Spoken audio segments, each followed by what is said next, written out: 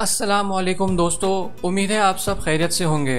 एक बार फिर खुशामदीद आपको हमारे चैनल में।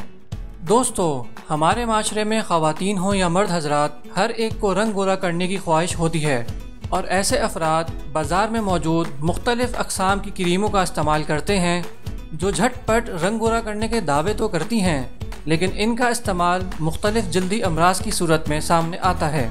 इसीलिए आज मैं आपके लिए खाने में इस्तेमाल होने वाले बेसन को लेकर एक इंतहाई आसान टोटका लेकर आया हूँ जो आपकी जिल्द को 3 दिन में निखार देगा।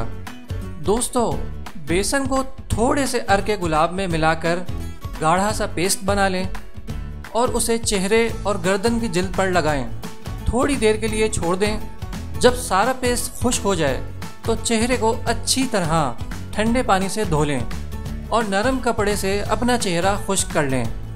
लीजिए, एकदम से चमकता और दमकता चेहरा तैयार है।